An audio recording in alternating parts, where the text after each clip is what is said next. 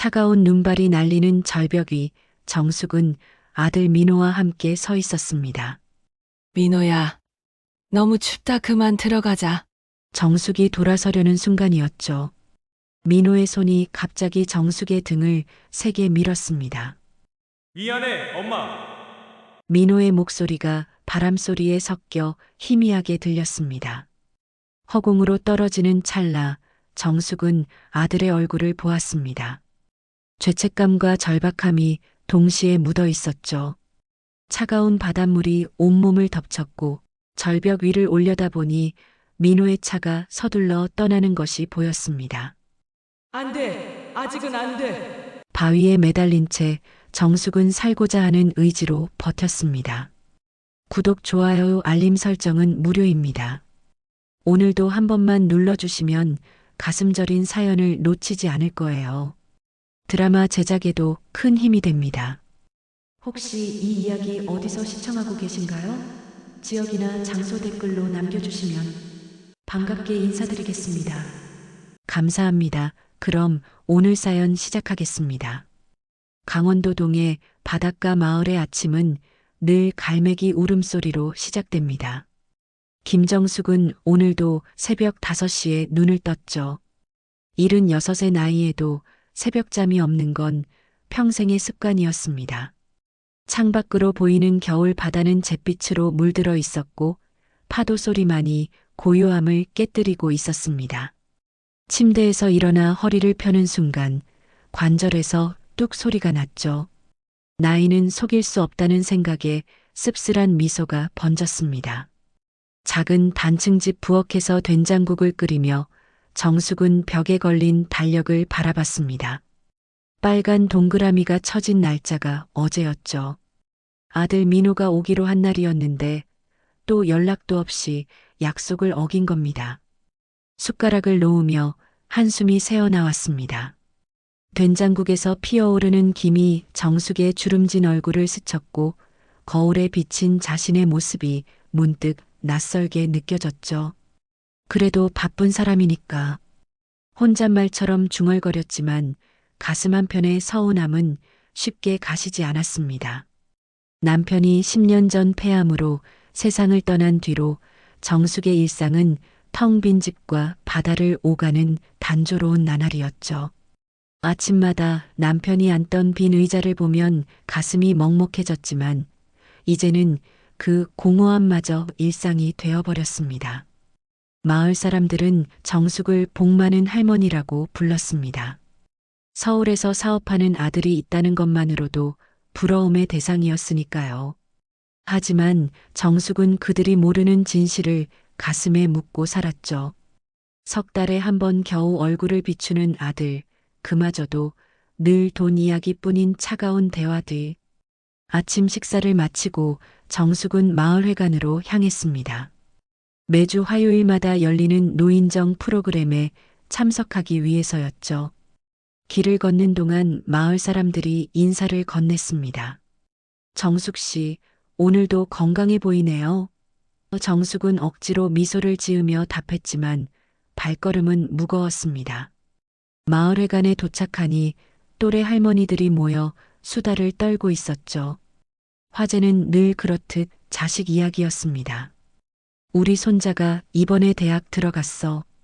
의대는 아니지만 그래도 서울 괜찮은 데야. 아이고, 좋겠네. 우리 아들은 매주 와서 안부도 묻고 용돈도 주고 가는데. 정숙은 조용히 듣기만 했습니다. 민호 이야기를 꺼내면 분명 부러워할 테지만 진실을 말할 수는 없었으니까요. 프로그램이 끝나고 집으로 돌아오는 길, 오전 10시쯤 전화벨이 울렸습니다. 민호였죠. 엄마, 나 민호야. 지금 통화 가능해? 목소리에는 늘 그렇듯 급한 기색이 묻어났습니다. 정숙은 현관 앞 평상에 앉으며 전화를 받았죠. 평상의 나무는 남편이 직접 만든 것이었는데 세월의 흔적으로 군데군데 갈라져 있었습니다. 그래, 아들. 어제 오기로 했는데 무슨 일 있었니? 아, 그게. 갑자기 중요한 미팅이 잡혀서. 미안해, 엄마. 거래처에서 급하게 불러서 어쩔 수 없었어. 미안하다는 말은 이제 귀에 못이 박힐 정도로 들었습니다. 정숙은 더 이상 기대하지 않으려 애쓰며 대답했죠. 민호의 목소리 뒤로 카페인지 사무실인지 모를 소음이 들려왔습니다. 아들은 늘 바빴고 정숙과의 통화는 언제나 무언가를 하면서 겸사겸사 하는 일이었죠. 괜찮아. 바쁜 건 알지. 몸은 좀 어떠니? 밥은 제때 먹고 다니고. 응, 뭐 그럭저럭. 엄마는? 병원은 다녀왔어? 혈압약은 잘 먹고? 형식적인 안부였습니다. 정숙은 아들의 진심이 담기지 않은 질문에 역시나 형식적으로 답했죠. 잠시 침묵이 흘렀습니다. 민호가 먼저 말을 꺼냈죠. 엄마, 그런데 말이야. 산 위에 있는 그 땅 있잖아. 할아버지한테 물려받은 거. 또 그 이야기였습니다. 정숙의 표정이 굳어졌지만 전화 너머로는 전해지지 않았겠죠. 손에 쥔 전화기가 무겁게 느껴졌습니다. 왜 그 땅이? 아니, 그냥 세금도 많이 나가고 관리도 힘들잖아. 엄마 혼자서 그런 거 신경 쓰기도 버거울 텐데. 차라리 내 명의로 해두면 절세도 되고 나중에 개발되면 엄마한테도 좋은 거야. 내가 다 알아서 관리해 줄게. 민호의 말투는 늘 그럴듯했습니다. 마치 정숙을 위하는 것처럼 포장했지만 정숙은 그 속내를 너무나 잘 알고 있었죠. 작년에도 재작년에도 같은 이야기를 했었습니다. 그때마다 정숙이 거절하면 민호는 며칠 동안 연락을 끊곤 했죠. 하지만 정숙은 그 땅이 자신에게 어떤 의미인지 알고 있었습니다. 시아버지가 평생 일궈 물려준 땅이었고 남편과 함께 소나무를 심으며 가꾼 추억의 장소였습니다. 봄이면 진달래가 만발하고 가을이면 단풍이 붉게 물드는 그곳. 무엇보다 그곳은 정숙의 마지막 자존심이었습니다. 민호야, 그 땅은 내가 알아서 할게. 넌 내 사업이나 잘해라. 요즘 사업은 어떠니? 화제를 돌리려 했지만 민호는 포기하지 않았습니다. 엄마, 진짜 엄마를 위해서 하는 말이야. 그 땅 때문에 나오는 세금이 얼마인지 알아? 게다가 최근에 그 지역 개발 이야기도 나오고 있어서. 민호야. 정숙의 목소리에 단호함이 묻어났습니다. 민호는 잠시 말을 멈췄다가 억지로 웃음을 지었죠. 알았어, 엄마. 그럼 이번 주말에는 꼭 내려갈게. 정말이야, 이번엔. 전화를 끊고 나서도 정숙은 한참을 평상에 앉아 있었습니다. 겨울바람이 차갑게 볼을 스쳤지만 마음속 서늘함만큼은 아니었죠. 멀리 바다에서 불어오는 바람에는 짠내가 섞여 있었고 그 냄새가 코끝을 자극했습니다. 문득 남편이 살아있었다면 어땠을까 하는 생각이 들었죠. 민호도 아버지가 있었다면 이렇게 변하지 않았을지도 모른다는 생각에 가슴이 아팠습니다. 저녁 무렵 옆집 순자 할머니가 김치를 나눠주러 왔습니다. 마을에서 유일하게 정숙의 속마음을 아는 사람이었죠. 순자는 투명한 비닐봉지에 담긴 갓 담근 김치를 내밀며 말했습니다. 정숙아, 또 민호 전화했지? 표정이 안 좋네. 또 그 땅 이야기했구나. 아니야, 괜찮아. 그냥 좀 피곤해서. 순자는 정숙의 손을 잡으며 말했습니다. 순자의 손은 정숙의 손만큼이나 거칠고 주름져 있었죠. 자식이라고 다 효자는 아니야. 너무 기대하지 마. 우리 나이에는 그냥 건강하게 사는 게 최고야. 자식한테 기대 걸면 상처만 받아. 위로인지 충고인지 모를 말이었지만 정숙은 고개를 끄덕였습니다. 순자가 돌아간 후 정숙은 저녁 준비를 시작했죠. 혼자 먹는 저녁상은 늘 단출했습니다. 김치찌개와 계란말이 그리고 나물 몇 가지. 텔레비전을 켜놓고 밥을 먹었지만 화면에 나오는 내용은 하나도 머릿속에 들어오지 않았습니다. 창밖으로 어둠이 내리고 있었죠. 파도 소리는 여전히 규칙적으로 들려왔지만 오늘따라 유독 쓸쓸하게 느껴졌습니다. 설거지를 마치고 정숙은 거실로 돌아와 앨범을 꺼내 들었습니다. 먼지가 쌓인 앨범 표지를 닦아내고 첫 장을 펼쳤죠. 민호가 어렸을 때 사진들이었습니다. 해맑게 웃으며 정숙의 손을 잡고 있는 꼬마 민호의 모습을 보니 가슴이 먹먹해졌습니다. 첫돌 사진, 유치원 입학식, 초등학교 운동회. 그때의 민호는 엄마를 세상에서 가장 사랑한다고 매일 말했었죠. 언제부터 이렇게 멀어진 걸까요? 돈이 전부가 되어버린 아들과 여전히 정을 갈구하는 늙은 어미 사이의 간극은 너무나 깊어 보였습니다. 정숙은 앨범을 덮고 한숨을 내쉬었습니다. 시계는 밤 9시를 가리키고 있었고 집안은 고요했죠. 어디선가 벽시계 초침 소리만이 규칙적으로 들려왔습니다. 잠자리에 들기 전 정숙은 일기장을 꺼냈습니다. 매일 쓰는 건 아니었지만 유독 외로운 날에는 글을 쓰곤 했죠. 펜을 들고 한참을 망설이다가 짧은 문장을 적었습니다. 오늘도 혼자다. 하지만 괜찮다. 바다가 있으니까. 민호가 전화했다.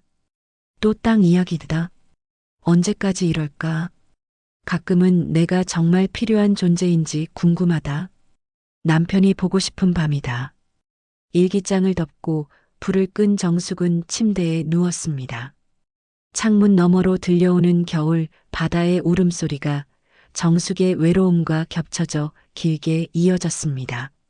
내일은 또 어떤 하루가 될까? 매일 같은 일상이 반복되겠지만 그래도 살아가야 했습니다. 정숙은 눈을 감았고 파도 소리를 자장가 삼아 잠이 들었죠. 일주일이 지난 토요일 아침, 정숙은 평소보다 일찍 잠에서 깼습니다. 창밖에는 한방눈이 내리고 있었죠. 겨울 바다 특유의 차가운 바람이 창문 틈새로 스며들었습니다. 오늘은 민호가 온다고 약속한 날이었습니다. 정숙은 새벽부터 부엌에서 아들이 좋아하는 갈비찜을 준비했죠.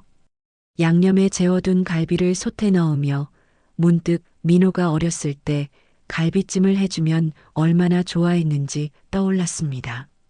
9시가 넘어서자 현관문을 두드리는 소리가 들렸습니다. 정숙은 앞치마를 벗으며 서둘러 문을 열었죠. 민호가 서 있었습니다. 하지만 평소와 달리 표정이 어두웠고 눈가에는 피곤함이 가득했습니다. 어서 와, 아들. 춥지? 얼른 들어와. 민호는 말없이 집 안으로 들어왔습니다. 거실에 앉은 민호는 주변을 둘러보더니 한숨을 내쉬었죠. 정숙은 따뜻한 차를 내오며 물었습니다. 무슨 일 있니? 얼굴이 안 좋네. 사업이 힘드니? 민호는 차를 한 모금 마시고는 갑자기 말했습니다. 엄마, 오늘 같이 드라이브나 갈까? 날씨도 좋고 바닷가 절벽 쪽으로 가보자. 겨울 바다 구경도 하고. 평소와 달리 민호가 먼저 나들이를 제안하니 정숙은 의외라는 생각이 들었지만 반가운 마음이 더 컸습니다. 오랜만에 아들과 시간을 보낼 수 있다는 생각에 서둘러 외출 준비를 했죠. 그래, 좋지. 엄마도 오랜만에 바람 쐬고 싶었어. 근데 갈비찜 다 해놨는데 먹고 가지 않을래? 나중에 먹자. 지금은 그냥 가고 싶어. 민호의 목소리에는 이상한 조급함이 묻어 있었습니다. 하지만 정숙은 아들이 바쁜 시간을 내서 왔다고 생각하며 서둘러 코트를 입었죠. 민호의 차를 타고 마을을 벗어나는 동안 정숙은 창밖으로 내리는 눈을 바라봤습니다. 눈발이 점점 거세지고 있었지만 아들과 함께하는 시간이 너무 오랜만이라 마음이 들떴죠. 민호야, 요즘 수진이는 잘 지내니? 오랜만에 얼굴 좀 보고 싶네. 민호는 운전대를 잡은 채 짧게 대답했습니다. 응, 뭐. 바빠서 못 왔어. 대화가 끊겼습니다. 평소와 달리 민호는 말이 없었고 계속 백미러를 확인하며 불안한 모습을 보였죠. 정숙은 무언가 이상함을 느꼈지만 오랜만에 나들이를 망치고 싶지 않아 조용히 있었습니다. 절벽 근처에 도착했을 때 바람은 더욱 거세졌습니다. 민호는 차를 세우고 정숙에게 말했죠. 엄마, 잠깐 바다 좀 보자. 여기서 보는 풍경이 정말 좋아. 정숙은 차에서 내렸습니다. 절벽 끝에서 보이는 겨울 바다는 장엄했지만 동시에 위험해 보였죠. 파도가 절벽 아래 바위에 부딪히며 하얀 포마를 만들어냈습니다. 눈발은 더욱 거세져서 앞이 잘 보이지 않을 정도였습니다. 민호야, 너무 춥다. 그만 들어가자. 정숙이 돌아서려는 순간이었습니다. 민호가 갑자기 정숙의 어깨를 잡았죠. 그리고는 믿을 수 없는 일이 일어났습니다. 민호의 손이 정숙의 등을 세게 밀었던 것입니다.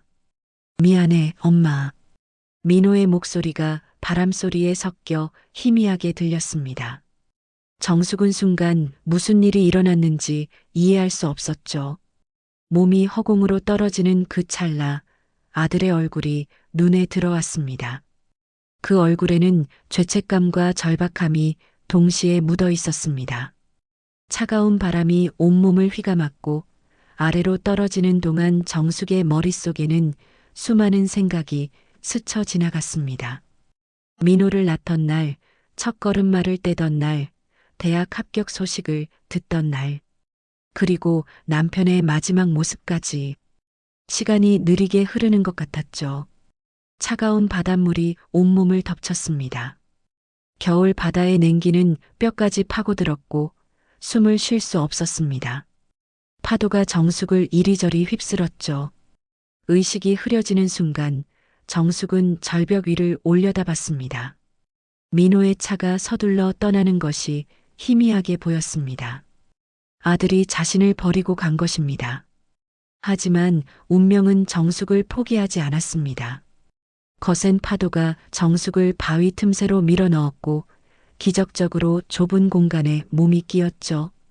차가운 바닷물이 계속 들이쳤지만 완전히 잠기지는 않았습니다.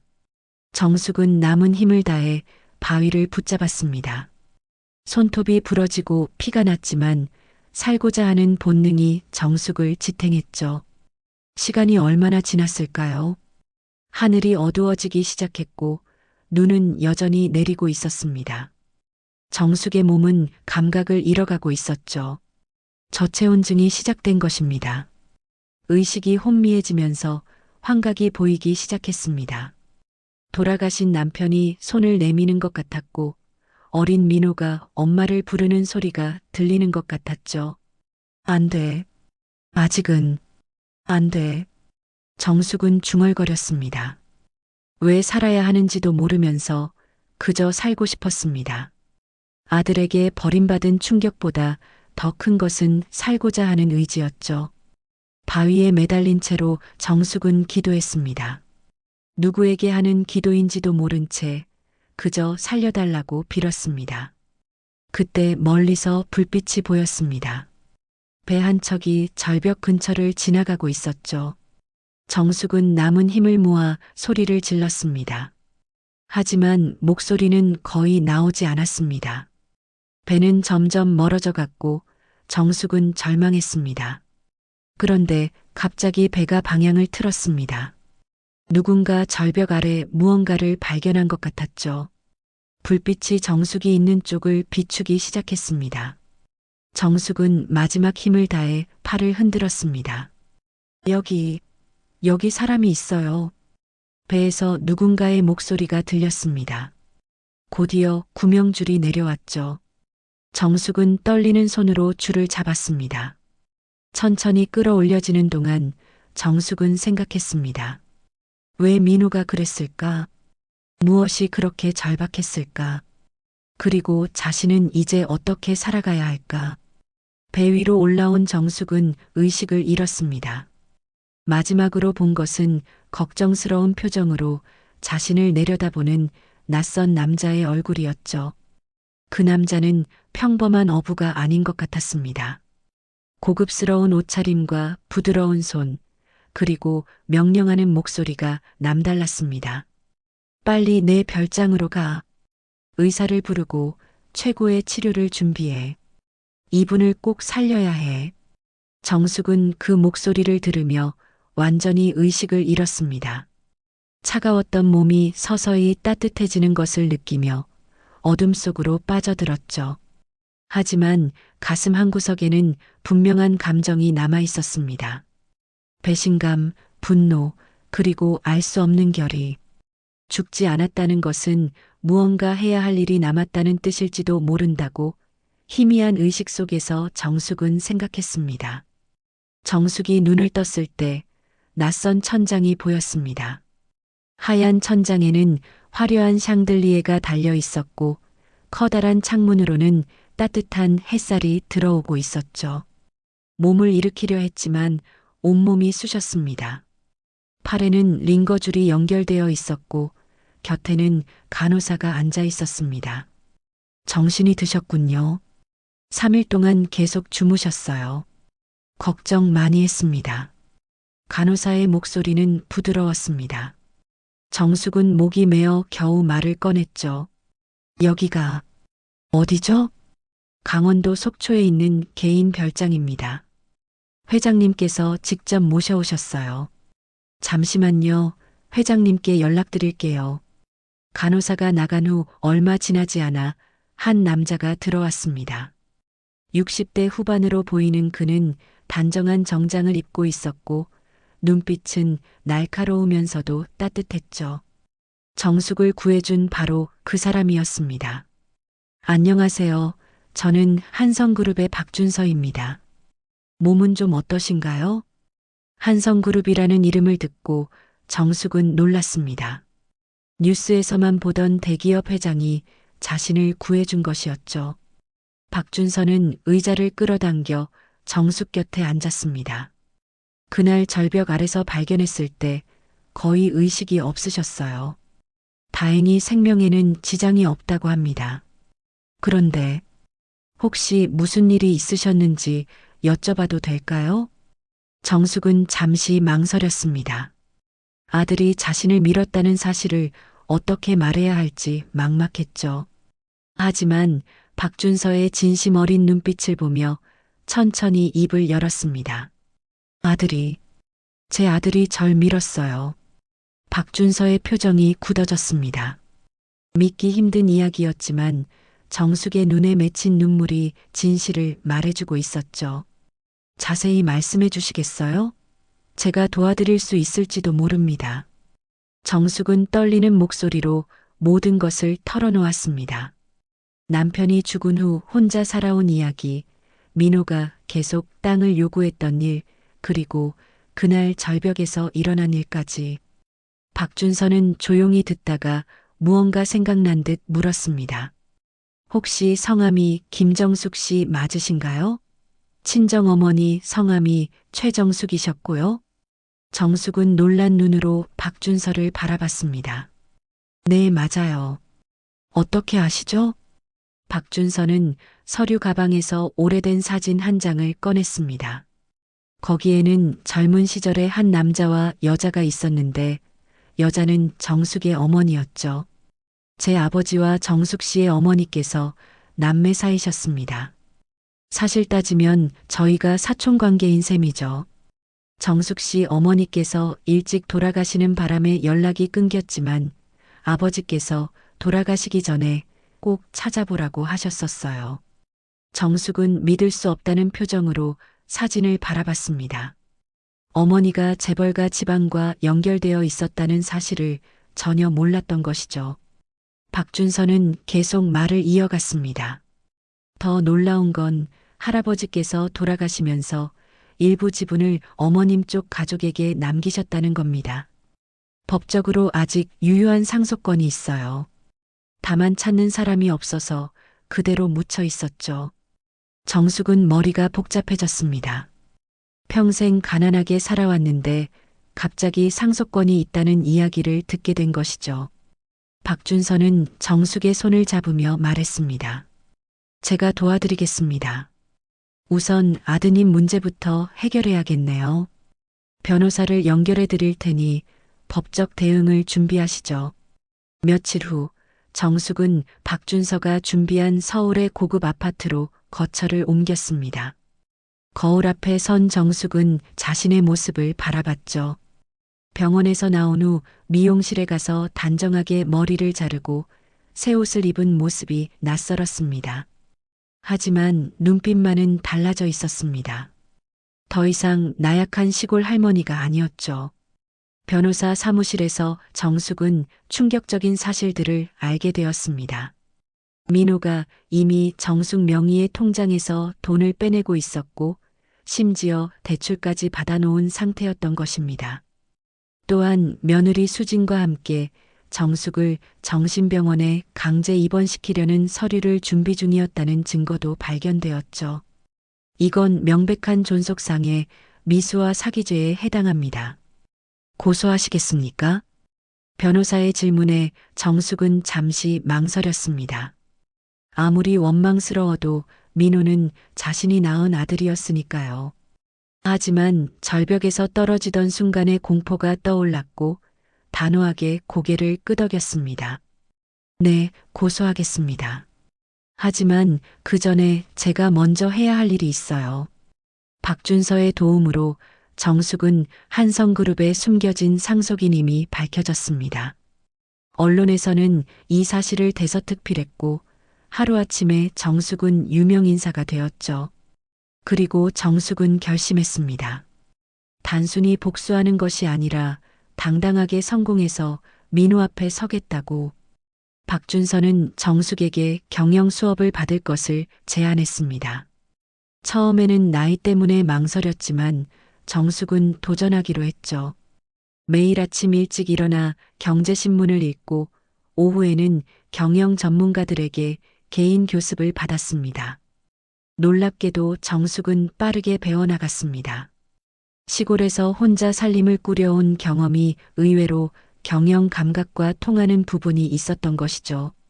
한 달이 지났을 때 정숙은 완전히 다른 사람이 되어 있었습니다. 고급 정장을 입고 당당하게 걸어가는 모습은 대기업 임원 못지않았죠. 박준서는 정숙을 보며 감탄했습니다. 정말 놀라워요. 이렇게 빨리 적응하실 줄은 몰랐습니다. 살아남으려면 변해야 한다는 걸 이제야 깨달았어요. 그동안 너무 순진하게 살았던 것 같아요. 정숙의 목소리에는 결연함이 묻어 있었습니다. 그러던 어느 날 드디어 민호에 대한 수사가 시작되었다는 소식이 들려왔습니다. 경찰은 절벽 근처 도로의 차량 블랙박스 영상을 확보했고 민호의 차가 그날 그곳에 있었다는 증거를 찾아낸 것이죠. 정숙은 창밖을 바라보며 깊은 한숨을 내쉬었습니다. 복수의 길로 들어섰지만 마음 한구석은 여전히 아팠습니다. 하지만 돌이킬 수 없었죠. 이미 시작된 일이었고 끝을 봐야 했습니다. 민호야, 엄마가 왜 이렇게 변했는지 너도 곧 알게 될 거야. 정숙은 조용히 중얼거렸습니다. 서울의 화려한 야경이 창문 너머로 펼쳐져 있었지만 정숙의 마음속에는 여전히 그날의 차가운 겨울 바다가 출렁이고 있었죠. 민호는 서울 강남의 자신의 사무실에서 뉴스를 보다가 커피잔을 떨어뜨렸습니다. 화면에는 어머니 김정숙이 한성그룹에 숨겨진 상속인으로 소개되고 있었죠. 단정한 정장을 입고 기자회견장에 나타난 어머니의 모습은 전혀 다른 사람 같았습니다. 짧게 자른 머리, 고급스러운 진주 목걸이, 그리고 무엇보다 그 당당한 눈빛이 민호를 경악하게 만들었습니다. 이게 무슨... 살아있었어? 민호의 얼굴은 새하얗게 질렸습니다. 분명 그날 절벽에서 떨어뜨렸는데 어떻게 살아난 것일까요? 떨리는 손으로 휴대폰을 들어 아내 수진에게 전화를 걸었습니다. 신호음이 길게 이어지는 동안 민호의 심장은 미친 듯이 뛰었죠. 수진아, 지금 뉴스 봤어? 엄마가 살아있어. 뭐라고? 그게 무슨 소리야? 분명히 그날 너가... 수진의 목소리도 당황스러움으로 가득했습니다. 두 사람은 정숙이 죽었다고 확신하고 이미 재산 정리를 시작한 상태였죠. 정숙 명의의 땅을 담보로 3억 원의 대출을 받았고 그 돈으로 주식 투자를 했다가 절반 이상 손실을 본 직후였습니다. 게다가 정숙의 사망 신고를 하려고 서류까지 준비해둔 상태였죠. 어떻게 하지?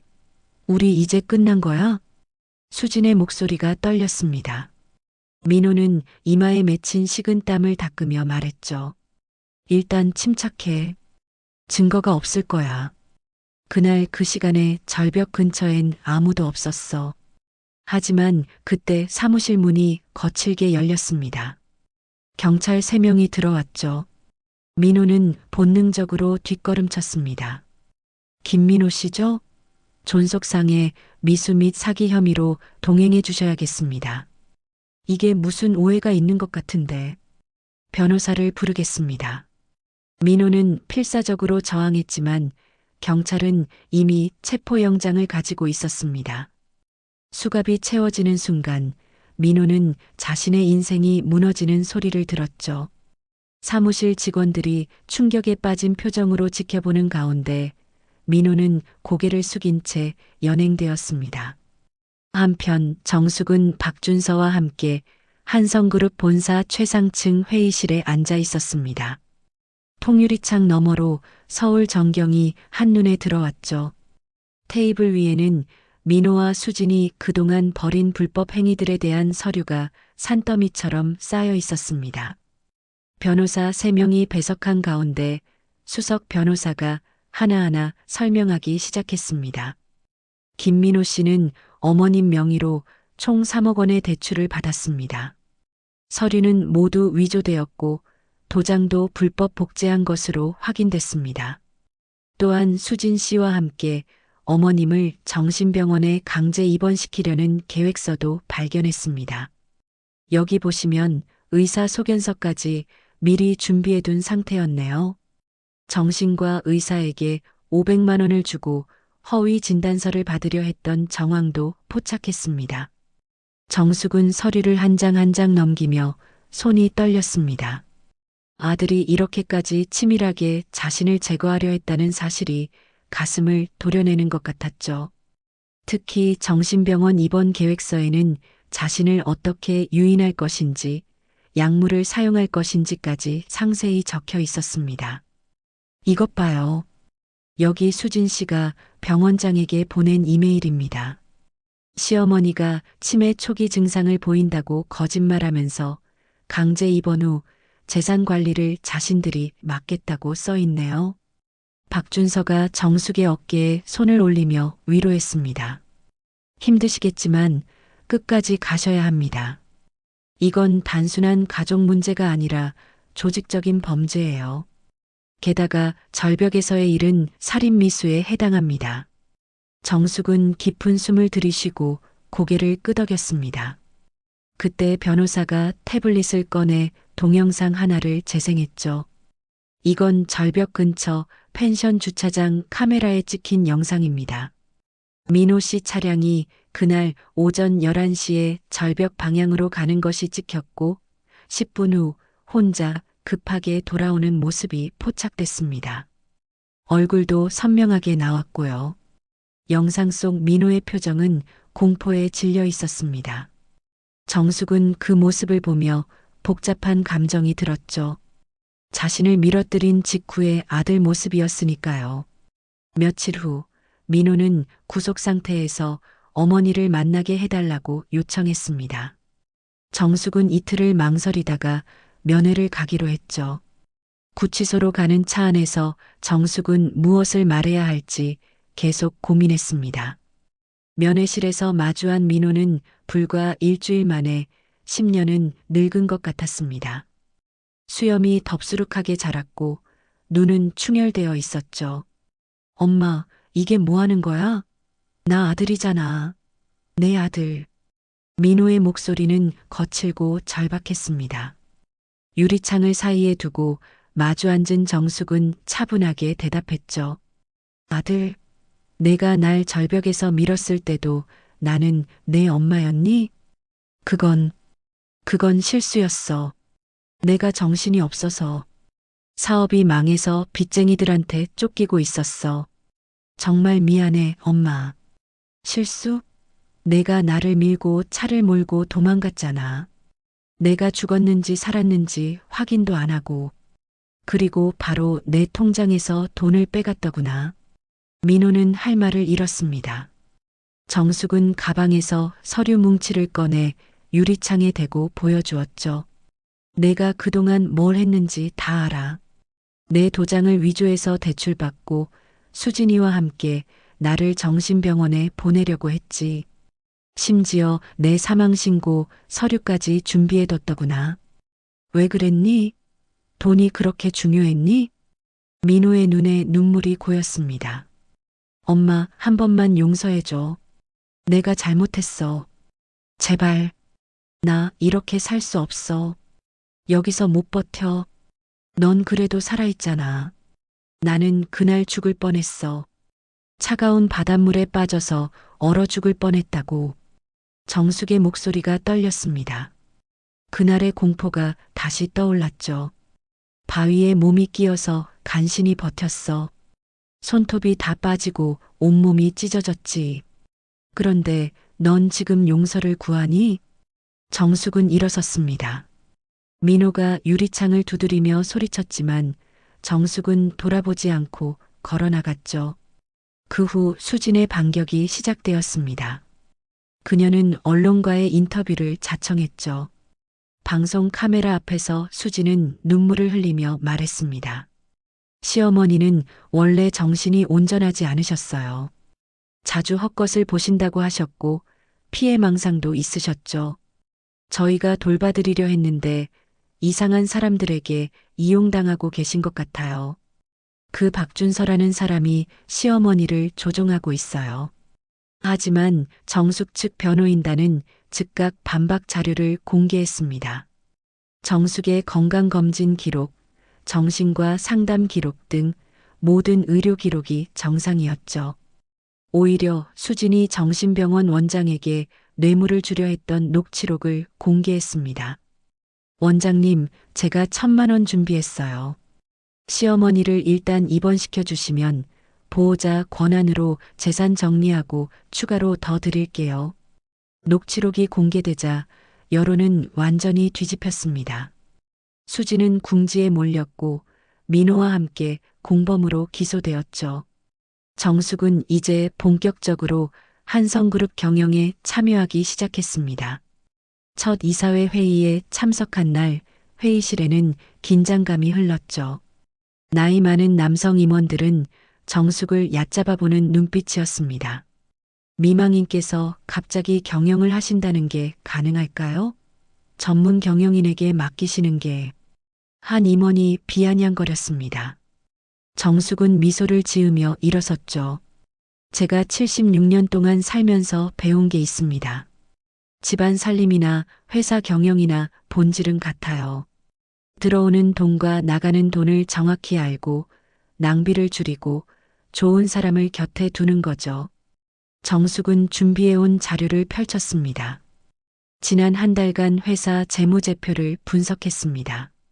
마케팅 비용이 과도하게 지출되고 있고 특정 계열사와의 내부 거래에서 손실이 발생하고 있네요. 이건 누가 봐도 이상하지 않습니까? 임원들의 표정이 굳어졌습니다. 정숙은 계속했죠. 그리고 이 신제품 가격 정책도 문제예요. 너무 비싸요. 일반 주부들은 절대 안 사요. 저라면 품질은 유지하되 포장을 간소화해서 가격을 30% 낮추겠습니다. 박준서가 미소를 지으며 말했습니다. 정숙 회장님 의견대로 진행해보죠. 석 달 후에 결과를 보고 판단하면 됩니다. 석 달이 지났습니다. 정숙이 제안한 신제품은 출시 한 달 만에 매출 신기록을 세웠죠. 주부들 사이에서 입소문이 퍼지며 품절 대란까지 일어났습니다. 이사회는 정숙을 다시 보기 시작했고 박준서는 정숙을 정식 회장 후보로 추천했습니다. 주주총회가 다음 주로 다가왔죠. 바로 그때 민호의 재판 선고일이 잡혔습니다. 법원 앞은 취재진으로 가득했습니다. 세간의 이목이 집중된 사건이었기 때문이죠. 정숙은 검은색 정장을 입고 법정에 들어섰습니다. 방청석에는 수많은 사람들이 앉아 있었고 그 중에는 마을 사람들도 있었습니다. 순자 할머니가 정숙을 보며 눈시울을 붉혔죠. 민호가 수갑을 찬 채 법정에 들어왔습니다. 삭발한 머리와 수의 차림의 아들을 보며 정숙의 가슴이 먹먹해졌습니다. 민호도 어머니를 보았지만 이내 고개를 숙였죠. 그 옆에는 수진도 함께 있었습니다. 화려했던 그녀의 모습은 온데간데 없고 초췌한 얼굴만 남아 있었습니다. 판사가 입을 열었습니다. 피고인 김민호는 존속상해 미수, 사기, 문서위조 등의 혐의가 모두 유죄로 인정됩니다. 피고인이 친어머니를 절벽에서 밀어 살해하려 한 행위는 인륜을 저버린 중대한 범죄입니다. 다만 피고인이 범행을 일부 인정하고 반성하는 점을 참작하여 징역 8년을 선고합니다. 법정이 술렁였습니다. 민호는 망연자실한 표정으로 서 있었죠. 수진에게는 공범으로 징역 3년이 선고되었습니다. 어머니, 어머니. 민호가 갑자기 정숙을 향해 소리쳤습니다. 법정 경위가 제지했지만 민호는 계속 외쳤죠. 잘못했어요. 정말 잘못했어요. 한 번만 용서해 주세요. 정숙은 일어나 법정을 나갔습니다. 복도에서 기자들이 몰려들었죠. 김정숙 회장님, 아들에 대한 심정이 어떠신가요? 선고에 대해 어떻게 생각하시나요? 정숙은 잠시 멈춰서서 말했습니다. 법의 심판을 받았으니 이제 각자의 길을 가야겠죠. 저는 제 길을 갈 겁니다. 그날 밤 정숙은 호텔 스위트룸에서 홀로 앉아 있었습니다. 창밖으로 서울의 야경이 반짝였지만 마음은 어두웠죠. 와인 잔을 들었다가 다시 내려놓았습니다. 그때 전화가 울렸습니다. 박준서였죠. 정숙 회장님, 내일 주주총회 준비는 다 되셨나요? 네, 준비했어요. 그런데 박 회장님, 제가 정말 할 수 있을까요? 당연하죠. 벌써 회사 분위기가 달라졌잖아요. 직원들도 회장님을 지지하고 있어요. 전화를 끊고 정숙은 내일 발표할 연설문을 다시 읽어보았습니다. 떨리면서도 설레는 마음이었죠. 다음 날 아침 한성그룹 본사 대강당은 주주들로 가득 찼습니다. 정숙이 단상에 올라서자 수백 개의 시선이 집중되었죠. 플래시가 터지고 카메라가 돌아갔습니다. 안녕하십니까? 김정숙입니다. 저는 76년 동안 평범한 주부로 살았습니다. 하지만 인생은 예측할 수 없는 것이더군요. 정숙의 목소리는 차분했지만 힘이 있었습니다. 제가 절벽에서 떨어진 날 죽음의 문턱에서 깨달은 것이 있습니다. 포기하지 않으면 기회는 온다는 것을요. 저는 그 기회를 잡았고 이제 여러분 앞에 서 있습니다. 주주들이 귀를 기울였습니다. 정숙은 계속했죠. 저는 고급 경영 이론은 모릅니다. 하지만 76년 동안 살면서 사람을 보는 눈은 생겼습니다. 어떤 물건이 팔리고 안 팔리는지, 소비자가 무엇을 원하는지 압니다. 지난 석 달의 성과가 그것을 증명했다고 생각합니다. 박수 소리가 터져 나왔습니다. 하지만 그때 한 주주가 일어났습니다. 김정숙 씨, 아들이 범죄자인 사람이 대기업을 경영한다는 게 말이 됩니까? 회사 이미지가 실추될 것입니다. 회장네가 술렁거렸습니다. 정숙은 잠시 침묵했다가 입을 열었죠. 맞습니다. 제 아들은 범죄자가 되었습니다. 저를 죽이려 했죠. 하지만 그것이 제 능력과 무슨 상관이 있습니까? 오히려 저는 가장 밑바닥을 경험했기에 더 강해졌습니다. 정숙의 목소리가 높아졌습니다. 저는 배신당했고 죽을 뻔했고 모든 것을 잃었다가 다시 일어섰습니다. 이런 사람이 회사를 경영하면 안 되는 이유가 무엇입니까? 오히려 어떤 위기가 와도 극복할 수 있다는 증거 아닙니까? 강당이 조용해졌습니다. 그때 또 다른 주주가 일어났죠. 뜻밖에도 젊은 여성이었습니다. 저는 김정숙 회장님을 지지합니다. 나이와 성별, 과거의 아픔을 딛고 일어선 분이야말로 우리 회사를 이끌 적임자라고 생각합니다. 하나둘 박수가 터져 나오기 시작했습니다. 투표가 시작되었고 결과는 압도적이었죠. 정숙이 73%의 지지로 정식 회장에 선출된 것입니다. 하지만 승리의 기쁨도 잠시, 일주일 후 충격적인 소식이 전해졌습니다. 민호가 교도소에서 자살을 시도한 것이죠. 다행히 목숨은 건졌지만 중태에 빠졌다는 소식이었습니다. 정숙은 서류를 검토하던 중 펜을 떨어뜨렸습니다. 박 회장님, 잠시 자리를 비워야 할 것 같아요. 병원 중환자실 앞 정숙은 유리창 너머로 민호를 바라봤습니다. 온몸에 기계가 연결된 아들의 모습에 눈물이 흘렀죠. 아무리 원망스러워도 아무리 미워도 민호는 자신이 낳은 아들이었습니다. 의사가 다가와 말했습니다. 어머님이시죠? 다행히 고비는 넘겼습니다. 하지만 정신적 충격이 너무 커서 회복하려면 시간이 필요할 것 같습니다. 정숙은 병실 의자에 앉아 민호의 손을 잡았습니다. 차갑고 마른 손이었죠. 그때 민호의 눈꺼풀이 떨렸습니다. 천천히 눈을 뜬 민호는 어머니를 보고 눈물을 흘렸습니다. 엄마, 미안해. 정말 미안해. 쉬어. 지금은 아무 말 하지 마. 정숙은 민호의 손을 꼭 잡았습니다. 복수를 다짐했던 마음 한구석에서 모성애가 다시 꿈틀거렸죠. 하지만 동시에 알고 있었습니다. 용서와 화해는 다른 문제라는 것을요. 회사로 돌아온 정숙은 기자회견을 열었습니다.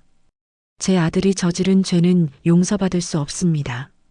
하지만 저는 어머니이기도 합니다. 아들이 법적 처벌을 받고 진정으로 반성한다면 언젠가는 다시 사람으로 살 기회를 주고 싶습니다. 언론은 정숙의 발언을 두고 갑론을 박했습니다. 어떤 이는 너무 관대하다고 했고 어떤 이는 진정한 용서라고 평가했죠. 하지만 정숙은 타인의 평가에 흔들리지 않았습니다. 자신만의 길을 가기로 했으니까요. 그러던 중 뜻밖의 인물이 정숙을 찾아왔습니다. 수진의 어머니였죠. 무릎을 꿇고 울며 사정하는 그녀를 보며 정숙은 복잡한 심정이 되었습니다. 제발 우리 수진이를 용서해 주세요. 그 아이도 민호 씨에게 끌려다닌 거예요. 원래는 착한 아이였어요. 정숙은 한참을 생각하다가 말했습니다. 수진이도 법의 심판을 받아야 합니다. 하지만 출소 후에 새 삶을 살 기회는 주겠습니다. 다만 조건이 있어요. 진심으로 반성하고 다시는 남의 것을 탐하지 않겠다는 약속을 해야 합니다. 시간이 흘렀습니다. 정숙은 한성그룹을 업계 1위로 끌어올렸고 여성 시니어 회장의 성공 신화로 화제가 되었죠. 하지만 매일 밤 잠들기 전 정숙은 여전히 그날 절벽에서의 기억과 싸워야 했습니다. 트라우마는 쉽게 사라지지 않았죠. 정숙이 한성그룹 회장이 된 지 6개월이 흘렀습니다. 매출은 전년 대비 30% 성장했고 주가는 역대 최고치를 기록했죠. 하지만 정숙의 얼굴에는 피로가 가득했습니다. 매일 새벽 5시에 일어나 밤 11시까지 일하는 강행군이 계속되었기 때문이죠. 어느 날 밤 정숙은 회장실에서 홀로 서류를 검토하고 있었습니다. 창밖으로 보이는 서울의 불빛들이 흐릿하게 보였죠. 순간 어지러움을 느낀 정숙은 의자에 기대어 눈을 감았습니다. 그때 노크 소리가 들렸습니다. 박준서였죠. 아직도 일하고 계셨군요. 건강이 걱정됩니다. 박준서는 따뜻한 차를 내밀며 정숙 맞은편에 앉았습니다. 정숙 회장님, 혹시 왜 이렇게 무리하시는지 아십니까? 회사를 더 크게 만들어야죠. 직원들도 믿고 따라주는데. 아니요. 그게 아니라 회장님은 지금 무언가를 증명하려고 하시는 것 같아요. 민호 씨에게, 세상에, 그리고 자기 자신에게요. 정숙은 차를 한 모금 마시며 침묵했습니다. 박준서의 말이 맞았죠. 자신도 모르게 복수심과 증명욕에 사로잡혀 있었던 것입니다. 이 복수의 끝은 어디일까요? 정숙이 조용히 물었습니다. 박준서는 창밖을 바라보며 답했죠. 복수의 끝은 없어요. 하지만 용서의 시작은 있죠. 자기 자신을 용서하는 것부터 시작하는 겁니다. 그날 밤 정숙은 오랜만에 일찍 퇴근했습니다. 호텔로 돌아온 정숙은 욕조에 몸을 담그고 생각에 잠겼죠. 거울에 비친 자신의 모습을 바라봤습니다. 고급 정장과 진주 목걸이로 치장했지만 눈빛은 여전히 상처로 가득했습니다. 다음 날 정숙은 전 직원 회의를 소집했습니다. 강당에 모인 수천 명의 직원들 앞에서 정숙은 뜻밖의 발표를 했죠. 오늘부터 우리 회사는 새로운 프로젝트를 시작합니다. 이름은 두 번째 기회입니다. 정가자, 학교 폭력 피해자, 가정 폭력 생존자들에게 일자리를 제공하는 프로그램이죠. 직원들이 웅성거렸습니다. 한 임원이 손을 들었죠. 회장님, 그런 사람들을 고용하면 회사 이미지가. 저도 그런 사람입니다. 정숙의 말에 강당이 조용해졌습니다.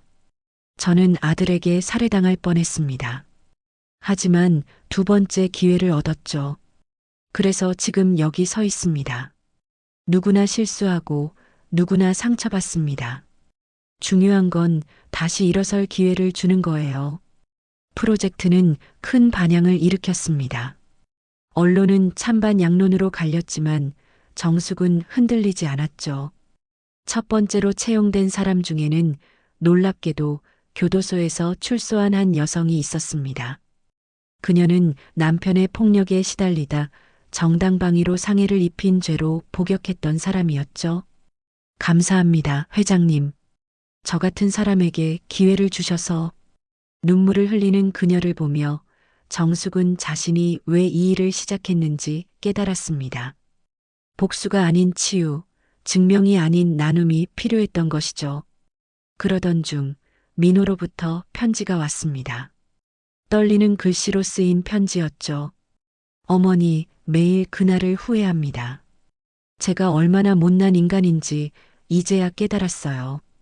용서는 바라지 않습니다. 다만 어머니가 건강하시길, 행복하시길 기도합니다. 정숙은 편지를 읽고 또 읽었습니다. 그리고 결심했죠. 민호를 면회 가기로요. 교도소 면회실에서 만난 민호는 많이 수척해져 있었습니다. 하지만 눈빛은 예전과 달랐죠. 거짓이 아닌 진정한 참회가 보였습니다. 엄마, 민호야. 정숙은 유리창에 손을 대었습니다. 민호도 손을 맞대었죠. 내가 한 일은 용서할 수 없어. 하지만 넌 여전히 내 아들이야. 그것만은 변하지 않아. 민호가 흐느꼈습니다. 정숙도 눈물을 참기 힘들었죠. 앞으로 어떻게 살 거니? 반성하고 또 반성하며 살겠습니다. 출소하면 새 사람이 되겠어요. 어머니께 떳떳한 아들이 되도록 노력하겠습니다. 면회를 마치고 나온 정숙은 한결 가벼운 마음이었습니다. 용서는 아니었지만 짐을 하나 내려놓은 기분이었죠. 회사로 돌아온 정숙은 놀라운 소식을 들었습니다. 두 번째 기회 프로젝트에 참여하고 싶다는 기업들이 줄을 섰다는 것이죠. 대한민국 재계에 선한 영향력이 퍼지고 있었습니다. 정숙은 젊은 시절 꿈을 떠올렸습니다. 선생님이 되고 싶었던 소녀, 하지만 가난 때문에 포기해야 했던 꿈. 이제 다른 방식으로 그 꿈을 이루고 있었죠. 상처받은 사람들에게 희망을 가르치는 선생님이 된 것입니다. 어느 날 정숙은 고향 마을을 방문했습니다. 바닷가 절벽에 다시 섰죠. 1년 전 그날과 같은 장소였지만 정숙의 마음은 달랐습니다. 공포 대신 평온함이, 분노 대신 연민이 자리했죠. 남편, 나 잘하고 있는 거죠? 바람에 실려 대답이 들리는 것 같았습니다. 정숙은 미소 지었죠. 마을 사람들이 정숙을 환영했습니다. 순자 할머니는 정숙을 꼭 안아주었죠. 정숙아, 텔레비전에서 봤어. 정말 자랑스러워. 언니, 저 이제 외롭지 않아요. 할 일이 많아서요. 정숙은 마을에 복지관을 짓기로 했습니다. 노인들을 위한 쉼터이자 젊은이들이 창업을 준비할 수 있는 공간이었죠. 과거와 미래가 만나는 곳, 상처와 희망이 공존하는 곳. 서울로 돌아가는 차 안에서 정숙은 생각했습니다. 인생의 후반기에 찾아온 이 거대한 변화가 어쩌면 축복일지도 모른다고. 절벽에서 떨어진 그날이 없었다면 지금의 자신도 없었을 테니까요. 회장실로 돌아온 정숙은 직원들에게 새로운 지침을 내렸습니다. 앞으로 우리 회사는 이익만 추구하지 않습니다. 사회적 책임을 다하는 기업, 상처받은 사람들에게 희망을 주는 기업이 되겠습니다. 일부 주주들은 반대했지만 정숙은 확고했습니다. 그리고 놀랍게도 회사의 가치는 오히려 상승했죠. 소비자들이 한성그룹의 진정성을 인정하기 시작한 것입니다.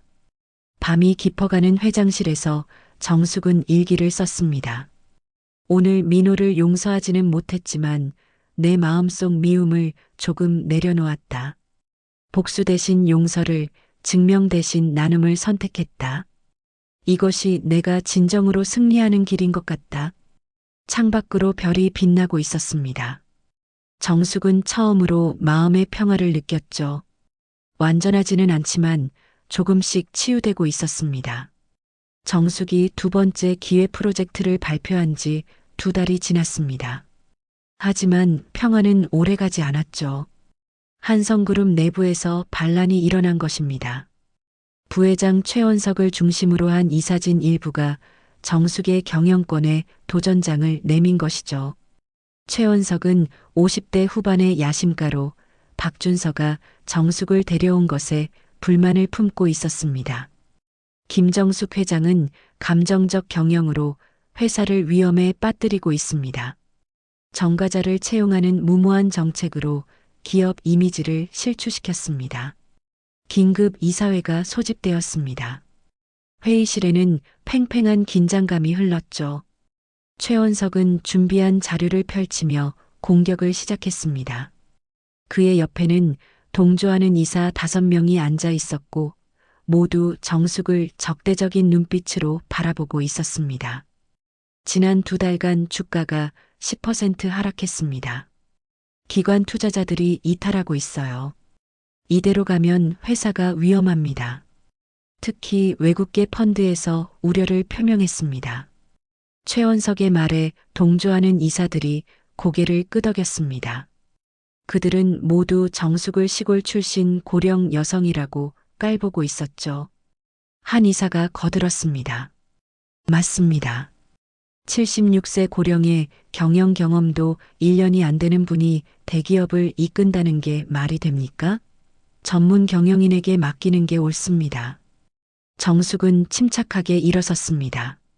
그녀는 태블릿을 들어 화면을 이사들에게 보여주었죠. 최 부회장님, 주가 하락은 일시적입니다. 오히려 일반 소비자들의 브랜드 충성도는 40% 상승했어요. 특히 20, 30대 소비자층에서 우리 회사를 착한 기업으로 인식하기 시작했습니다.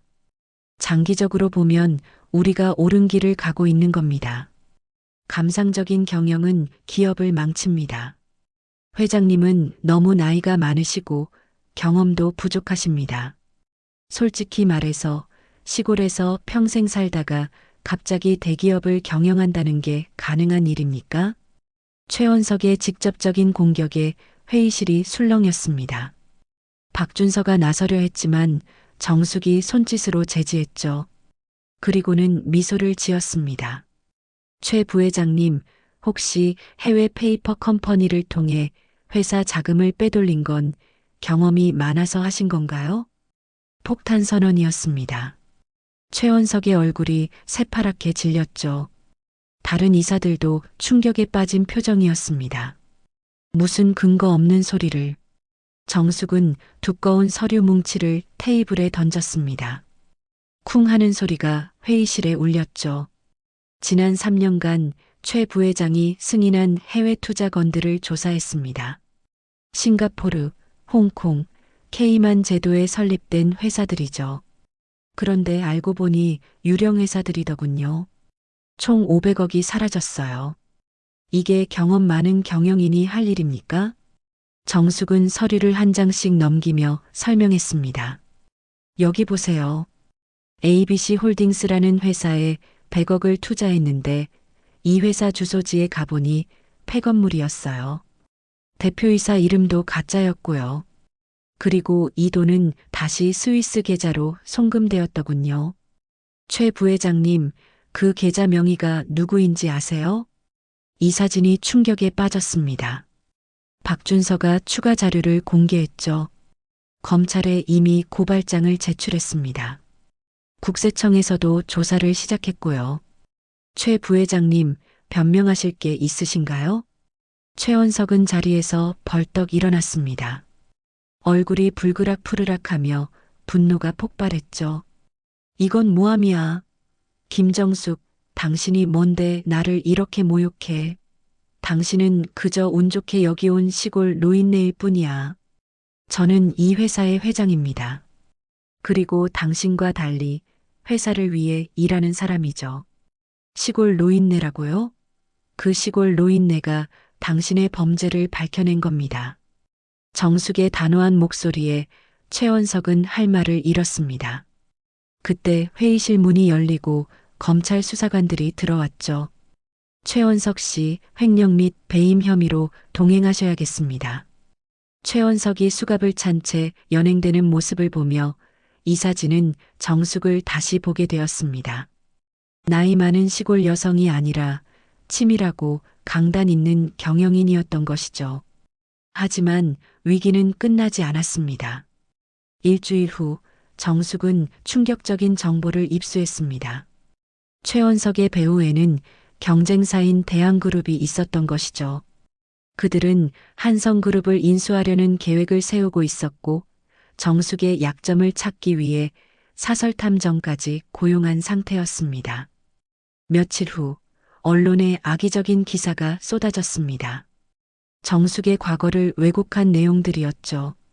한성그룹 김정숙 회장, 과거 정신병원 입원 기록 발견 아들을 감옥에 보낸 냉혈한 어머니 시골 출신 무학력 여성 대기업 경영 자격 있나? 가짜뉴스였지만 파급력은 컸습니다. 주가가 하루 만에 20% 폭락했죠. 정숙은 긴급 기자회견을 열었습니다. 수백 명의 기자가 모인 회견장에서 정숙은 당당히 말했습니다. 저는 정신병원에 입원한 적이 없습니다. 오히려 아들과 며느리가 저를 강제 입원시키려 했죠. 여기 증거가 있습니다. 그리고 무학력이 아닙니다. 고등학교를 졸업했고 최근에는 경영학을 공부하고 있습니다. 하지만 언론은 계속 공격했습니다. 대한그룹이 뒤에서 언론을 조종하고 있었던 것이죠. 그때 뜻밖의 인물들이 나타났습니다. 순자 할머니를 비롯한 마을 사람들이 서울로 올라온 것이었죠. 그들은 방송 인터뷰에 출연해 정숙을 변호했습니다. 정숙이는 평생 성실하게 살았어요. 남편 병수발하고 아들 뒷바라지하고. 그런데 아들이 배신한 거예요.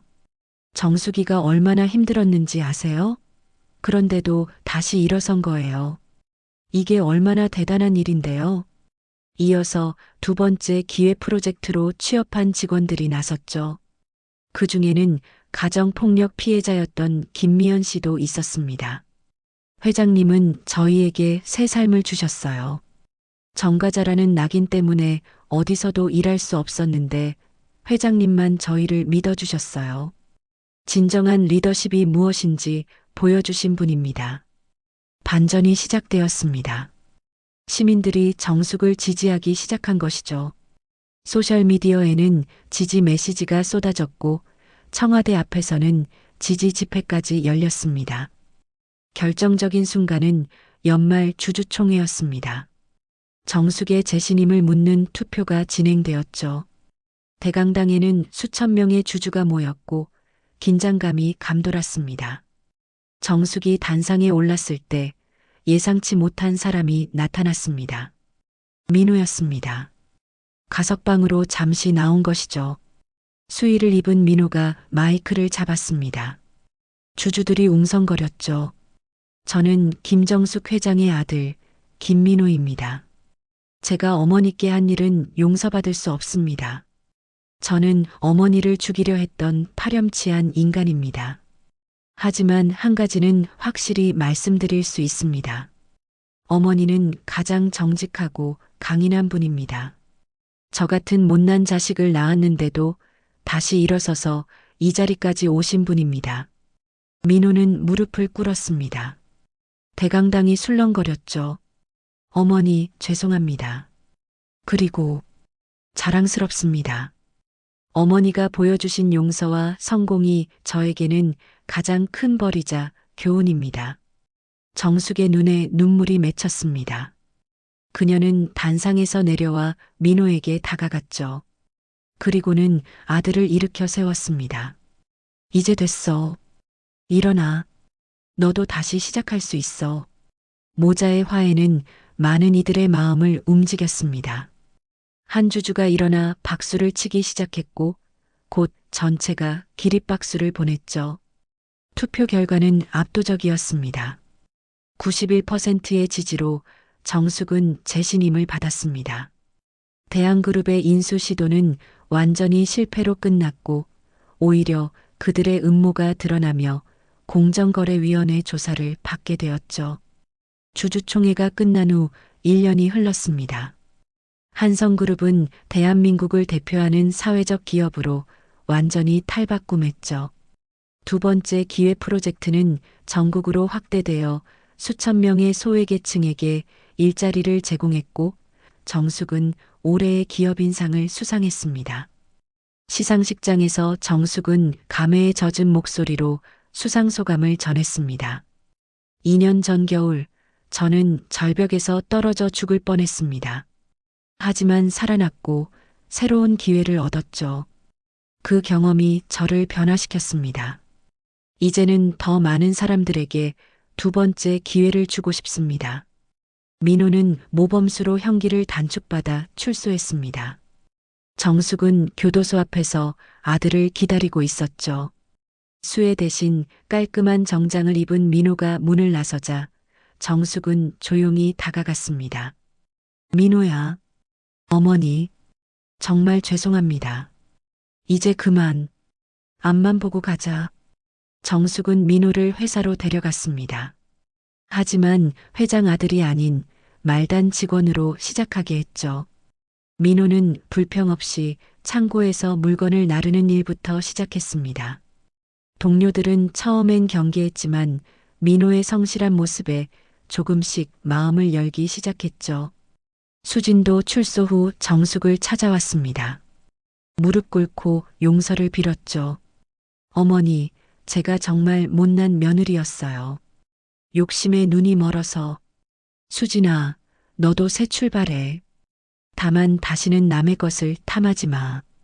정숙은 수진에게도 작은 가게를 차릴 수 있도록 도왔습니다.